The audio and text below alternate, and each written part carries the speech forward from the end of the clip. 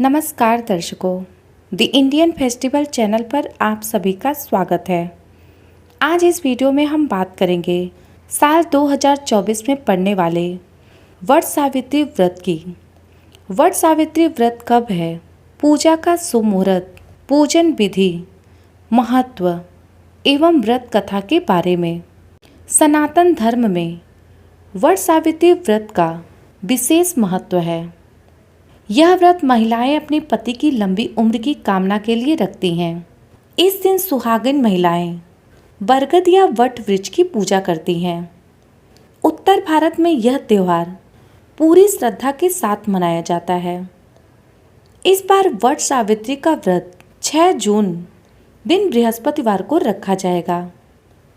हिंदू पंचांग के अनुसार ज्येष्ठ माह के कृष्ण पक्ष की अमावस्या तिथि को वट सावित्री का व्रत रखा जाता है। इस दिन शनि जयंती भी मनाई जाती है। यह त्यौहार सत्यवान और सावित्री की कथा से जुड़ा हुआ है। आइए जानते हैं वट सावित्री व्रत का शुभ मुहूर्त। हिंदू पंचांग के अनुसार इस बार अमावस्या तिथि की शुरुआत 5 जून दिन बुधवार को रात्रि 7:54 पर होगी और इसका समापन 6 जून दिन बुधवार को शाम 6:07 पर होगी। उदया तिथि के अनुसार इस बार वट सावित्री का व्रत 6 जून दिन बृहस्पतिवार को रखा जाएगा। वट सावित्री व्रत की पूजन विधि। महिलाएं इस दिन सुबह जल्दी उठकर स्नान कर लें। स्नान करने के बाद साफ कपड़े पहने और पूरा श्रृंगार करें। इसके बाद बांस की टोकरी में पूजा का सारा सामान रखें। इस दिन पहले घर पर पूजा करें।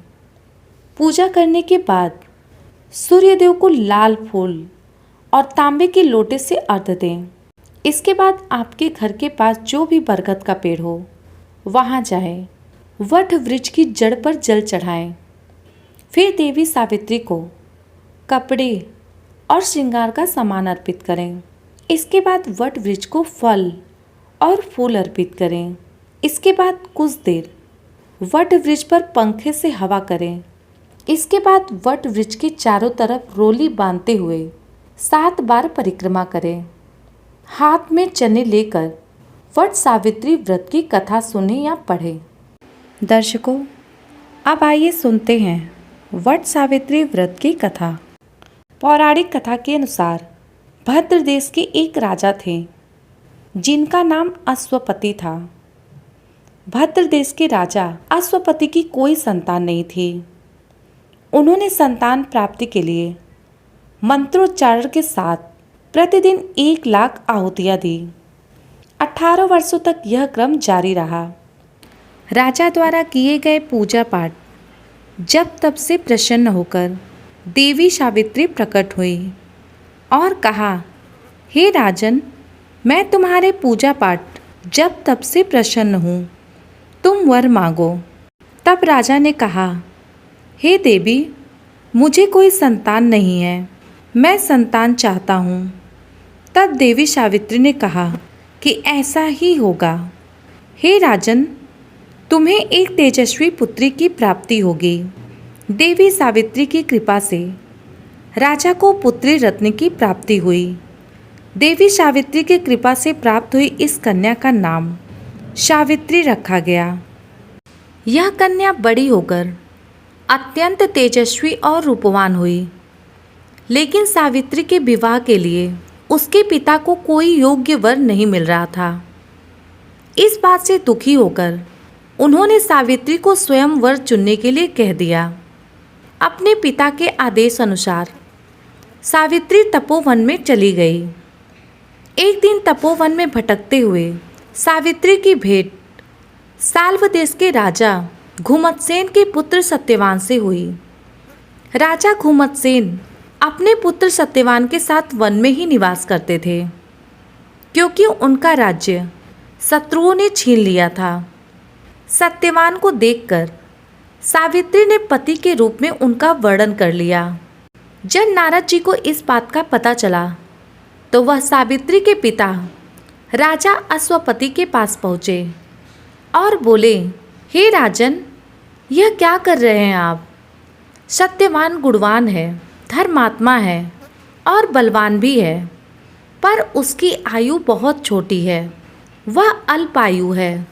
1 वर्ष के बाद ही उसकी मृत्यु हो जाएगी। नारद जी ने सावित्री को चेतावनी देते हुए कहा, पुत्री, तुमने जिस राजकुमार को अपने वर के रूप में चुना है वह अल्पायु है। तुम्हें किसी और से विवाह करना चाहिए। ऋषिराज नारद जी की यह बात सुनकर राजा अश्वपति अत्यंत चिंतित और दुखी हो गए।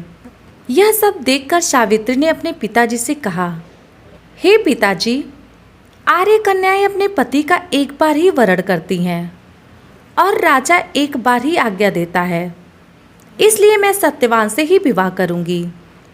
सावित्री अपने निर्णय पर अड़िग रही और आखिरकार उनका विवाह सत्यवान से हो गया।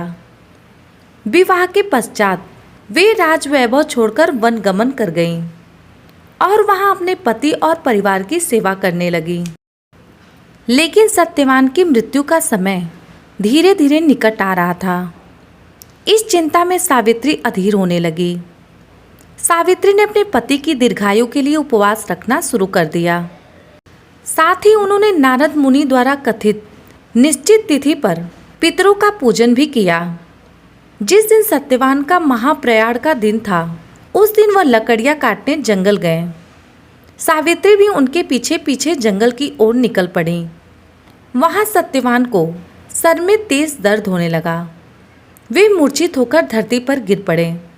सावित्री ने सत्यवान के सिर को अपनी गोद में रख लिया और वहां पर कुछ देर बाद यमराज प्रकट हो गए।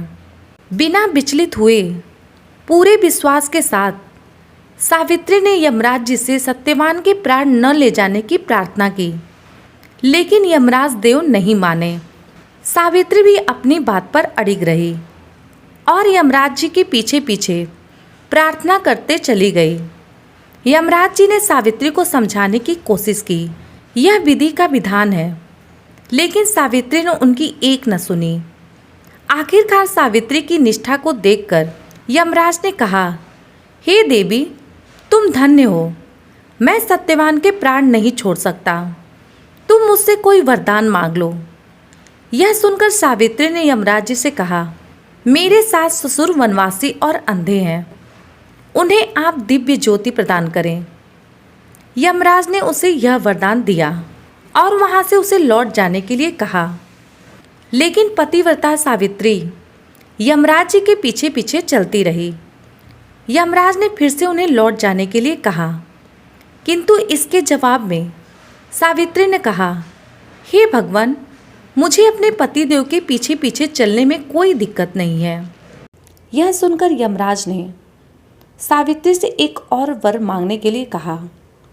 तब सावित्री बोली, हमारे सास ससुर का राज्य छिन गया है, उसे पुनः वापस दिला दीजिए। यमराज ने सावित्री को यह वरदान भी दे दिया और कहा, अब तुम लौट जाओ। लेकिन सावित्री पीछे पीछे चलती रही। यमराज ने सावित्री को तीसरा वरदान मांगने को कहा। इस पर सावित्री ने 100 संतानों और सौभाग्य का वरदान मांगा। यमराज ने यह वरदान भी सावित्री को दे दिया। सावित्री ने यमराज से कहा, हे प्रभु, मैं एक पतिव्रता पत्नी हूँ और आपने मुझे पुत्रवती होने का आशीर्वाद दिया है।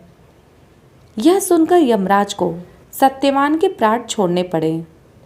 यमराज अंतर्ध्यान हो गए और सावित्री उसी वट वृक्ष के पास आ गई जहाँ उसके पति की मृत शरीर पड़ा था। सत्यवान जीवंत हो गया और दोनों खुशी खुशी अपने राज्य की ओर चल पड़े। दोनों जब घर पहुँचे तो देखा कि माता पिता को दिव्य ज्योति प्रदान हो गई है। इस प्रकार सावित्री सत्यवान चिरकाल तक राजसुख भोगते रहे। इस दिन पतिव्रता सावित्री के अनुरूप ही प्रथम अपने सास ससुर को उचित पूजन करने के साथ ही साथ अन्य विधियों को प्रारंभ करें। वट सावित्री व्रत करने और इस कथा को सुनने से उपासक के वैवाहिक जीवन या जीवन साथी की आयु पर किसी प्रकार का कोई संकट भी हो तो वह टल जाता है। दर्शकों, यह थी वट सावित्री व्रत की कथा। एवं वट सावित्री व्रत से जुड़ी कुछ महत्वपूर्ण बातें। वीडियो पसंद आई हो तो वीडियो को लाइक करें, शेयर करें और ऐसे ही वीडियो देखने के लिए इस चैनल को सब्सक्राइब करें। इस चैनल पर एकादशी व्रत की कथा, प्रदोष व्रत कथा एवं वर्ष भर में पड़ने वाले सभी व्रत त्योहार की कथा, व्रत त्योहार कब है, इसके विषय में जानकारी दी जाती है। धन्यवाद।